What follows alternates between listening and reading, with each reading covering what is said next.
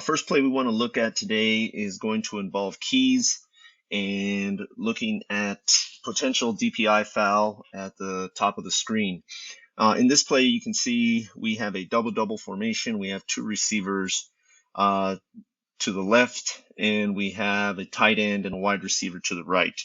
Now, the receiver on the outside is the initial key for the back judge, and the line judge has the number 2 receiver, and the head line judge would have the wide receiver and the tight end as this formation stands here. We're going to see that this outside receiver identified here is going to go in motion, and he's going to motion into the backfield. So at this point right here, as the play starts, let me back it up a little bit here. As this play starts, right now this number 24 is a back. So back judge, your key is now shifted to this outside receiver. So line judge, you have this single receiver on this side. And head line judge, you now have tight end and any backs coming out of the backfield to your side. Line judge, you would have any backs coming out of the backfield to your side. Back judge, make sure that we're discussing how we're going to switch keys on motion in your pre-games.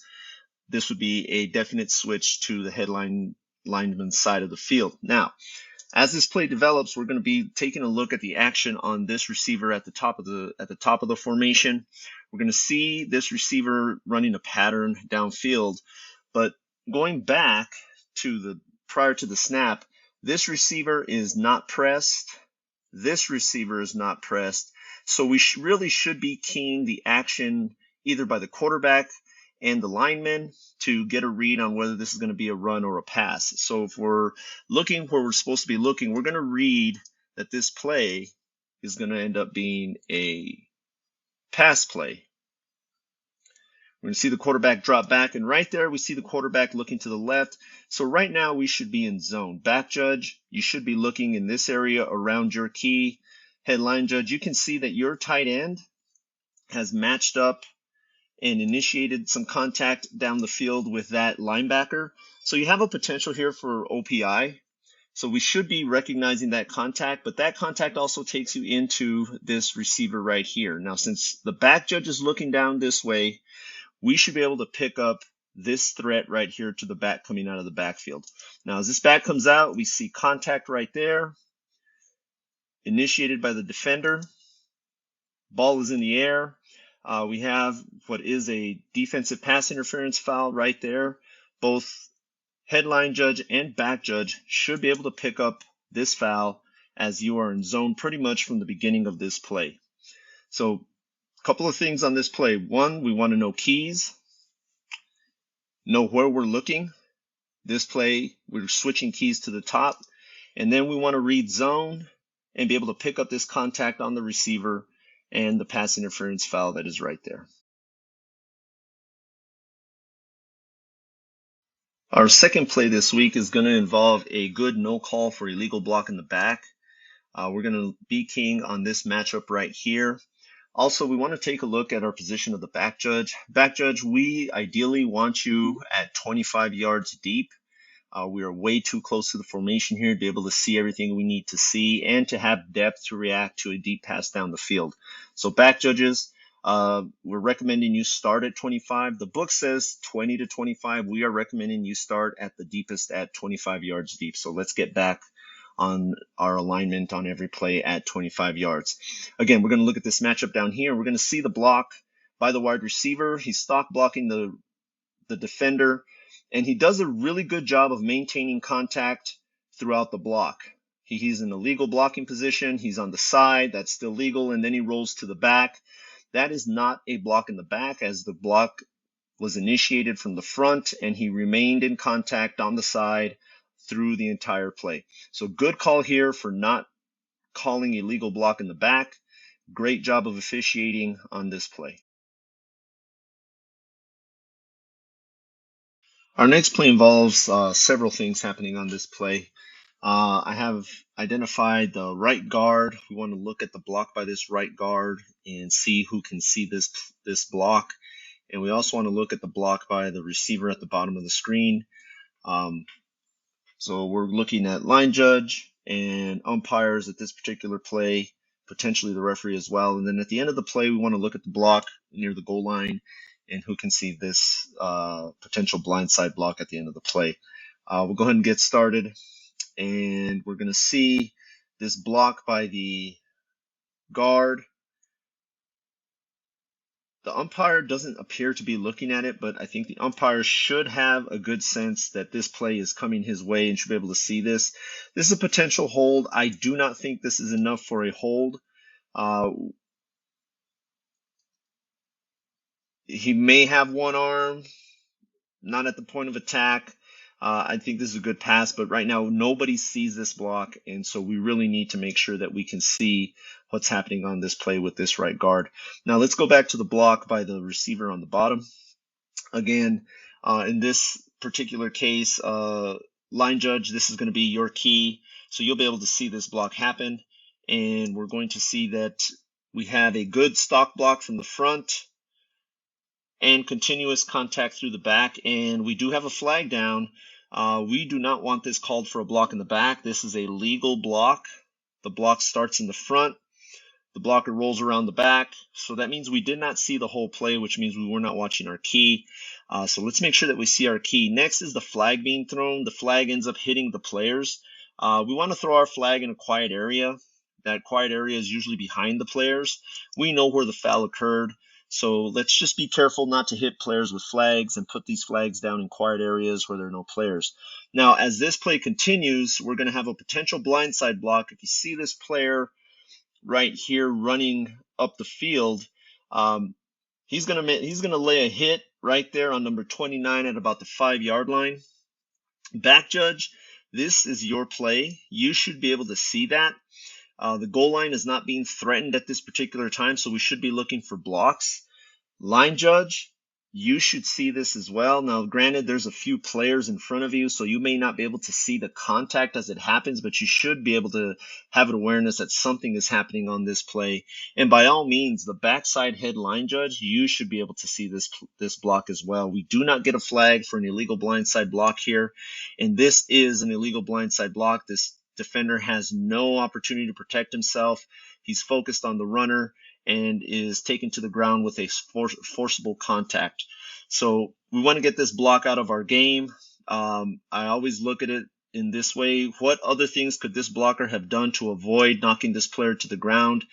Number one, he can lead with extended hands. If he leads with his hands first, then we do not have an illegal blindside block. We have a legal blindside block, and there is no foul. But you can see here that this player leads with the shoulder. So coaches, teach your players, if they're going to block like this in the open field, lead with their hands. And let's try not to take him to the ground. All he really needs to do is run in front, run interference in front of him. If he runs interference in front of number 29, he doesn't take him to the ground, the score is going to happen one way or the other. So this is just a punishing block. We want to get this out of our game. Officials, we need to see these blocks and we need to flag them accordingly. We need to focus on blocks, not necessarily on the ball.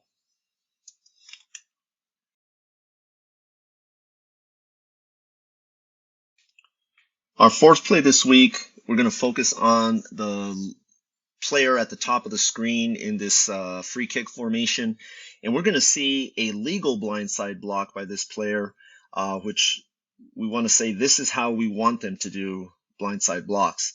So we're going to follow this player through the action. He's going to come across and misses his initial block, and then right here he puts the kid on the ground, but he doesn't use force. The player can't see it coming. He's not in a position to defend himself, but there's not enough force here. There's not a run up. There's not a kind of an attacking mode. He just kind of bumps him and knocks him down, and then he bumps another player in the same manner. We support this for a legal blindside block, although there is an open hands. There's just not enough force on these blocks to warrant a foul. And so coaches, if you see this play and you have players running in this type of manner, we're going to say that this is legal. This is a legal block, and this second block is a legal block. So we like this technique here. We want, if you can teach this technique rather than punishing a player and driving that shoulder or a helmet into the player, we want you to go with that technique. Officials, we need to be able to see this and know that this happened. This play is heading toward the line judge side of the field. So head linesman right here, you should have a really good look at what's happening down here at the bottom on the back side of the play. So you should be able to see and judge this block for whether it's legal or illegal. Good job of not calling the foul in this play. We like it.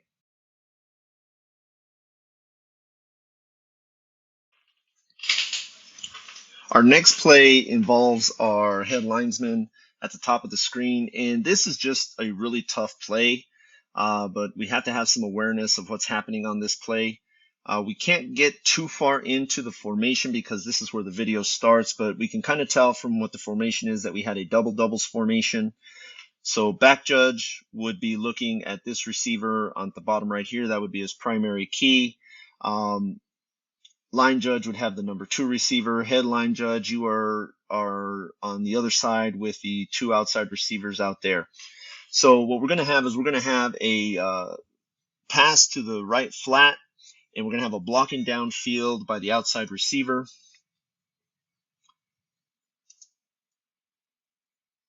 And you can see we have an early block by that outside receiver downfield. He's going to engage that blocker right there. The receiver does not have the ball yet. The receiver then receives the ball about 2 yards beyond the line of scrimmage. So we have a foul here for offensive pass interference, and that is going to be blocking downfield prior to the pass.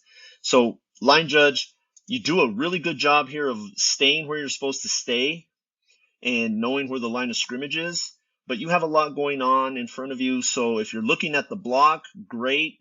You should have an awareness of where that ball was caught and be able to flag this on your own. But we can get some help on this play by our line judge on this side of the field. So our head line judge up here, if he's looking at the block, great. Have an awareness of where the pass is caught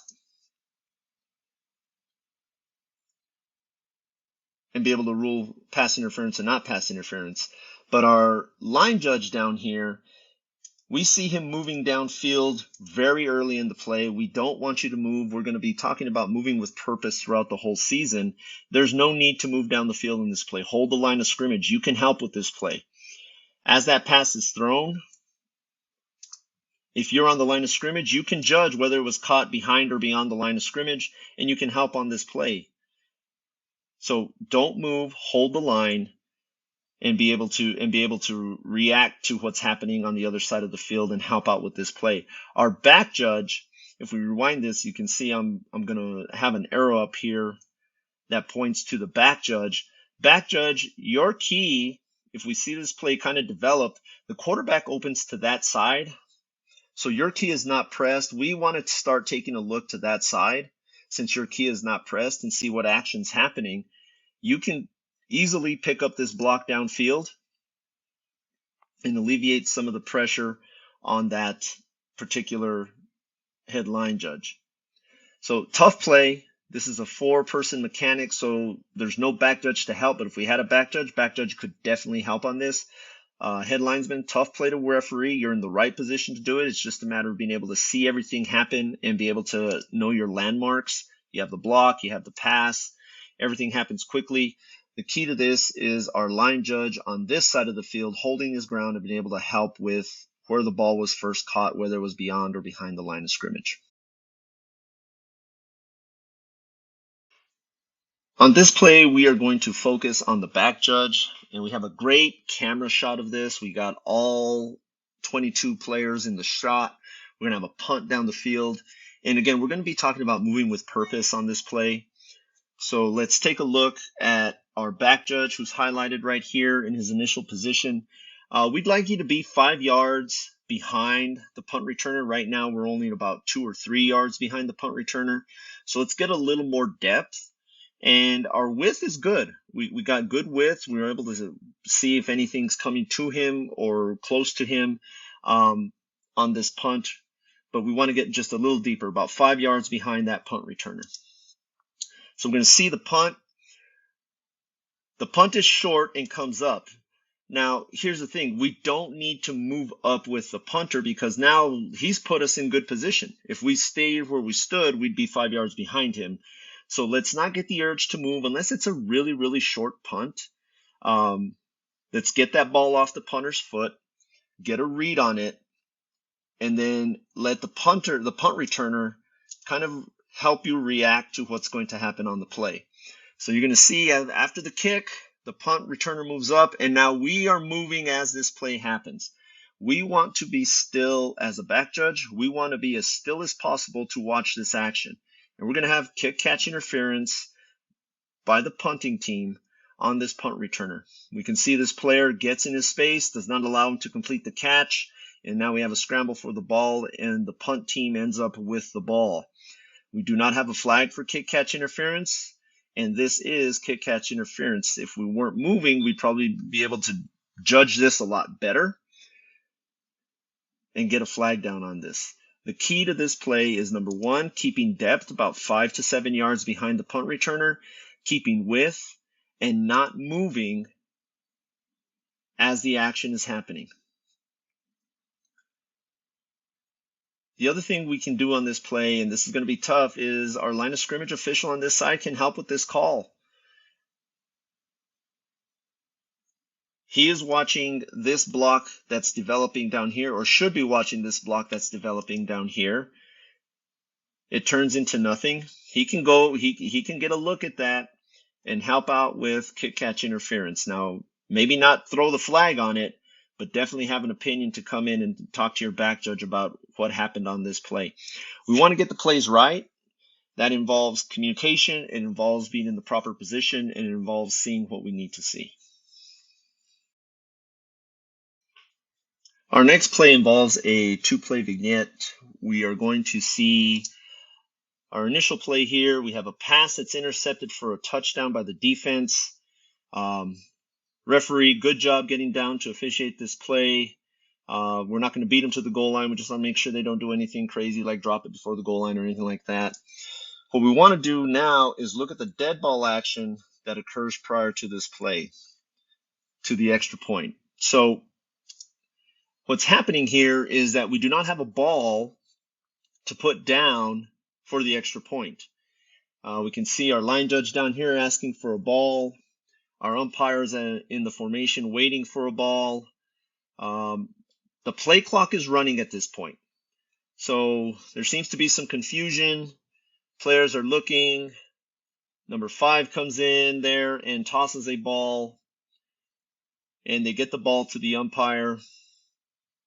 Bounces around. We just don't look sharp on this particular play. Now, once he puts the ball down, I'm going to back it up a little bit. Once the umpire puts the ball down, we see our referee. He's going to throw a flag for delay of game. Now, I heard an expression a couple of weeks ago says, let's not break into jail. And what we're doing on this play is we're breaking into jail. This play is an administrative issue in which we did not have a ball ready to play. The play clock was running down. Let's just do what needs to be done, reset the play clock, and let's let this play happen with a reset 25-second play clock. Instead, we're going to penalize the scoring team just because we did not have a ball ready to play. Now, sometimes we can't control the ball boys, or the ball boys are not the best, but right here we can take control of the game and manage this game in a proper way. Just reset that play clock and let them get the play off. So what's going to end up happening, we'll fast forward through this, is now we're going to penalize them for delay a game. We're going to move them back 5 yards, and they're going to go ahead and try after point from the 8-yard line. Now, may not be a big deal, 5 yards, but now we have another problem. We're getting ready to kick this extra point, and our umpire isn't in position under the goalpost. So again, administratively, let's not blow this ready for play until we are in position to officiate the play properly. Okay? Total administrative breakdown on this. We want to be better than this. We want to be able to have everybody in position before we mark it ready for play. But we also shouldn't be in this position to be throwing a delay of game flag because we didn't have a ball down on the ground ready to go. Reset the play clock and let the play go off after we've reset that play clock.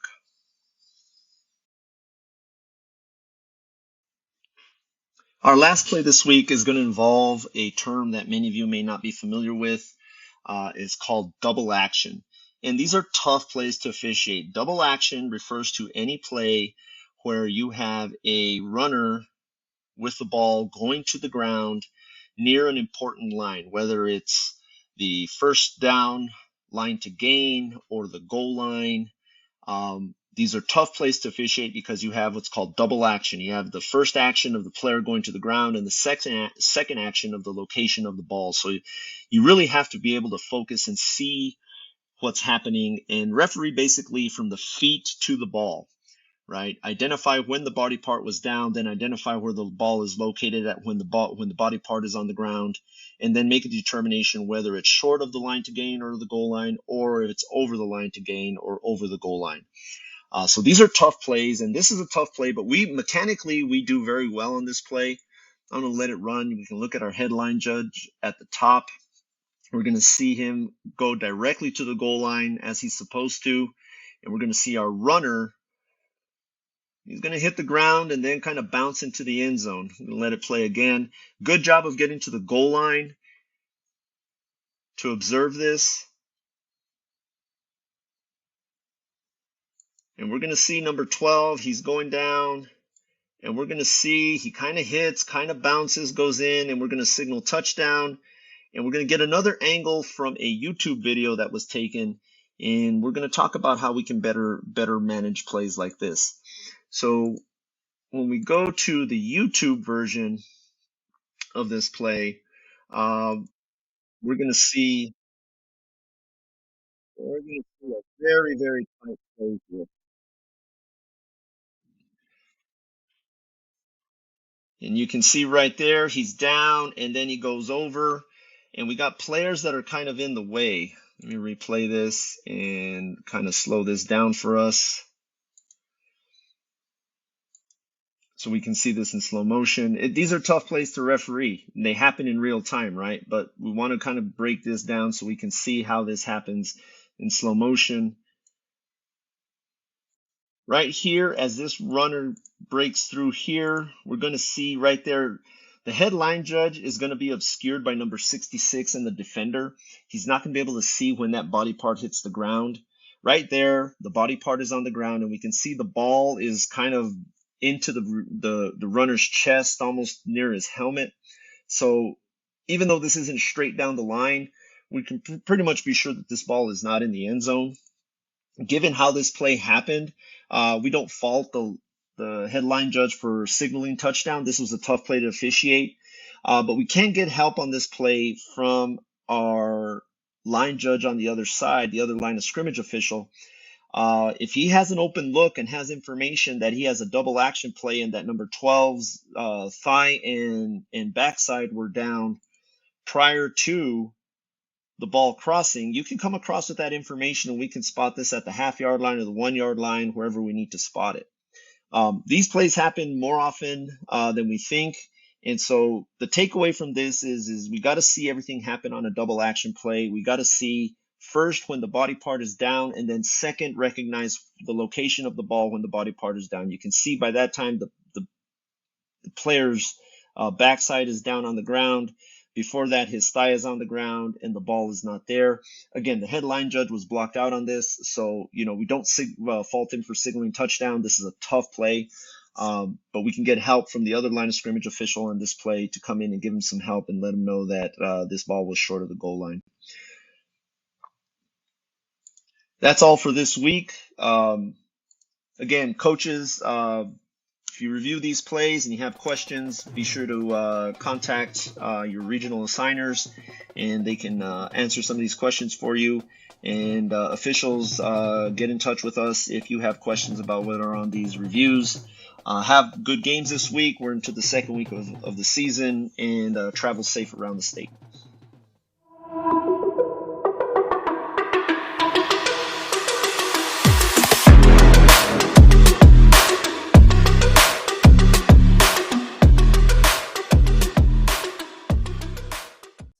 Come on, join the crew and take the field during Friday Night Lights.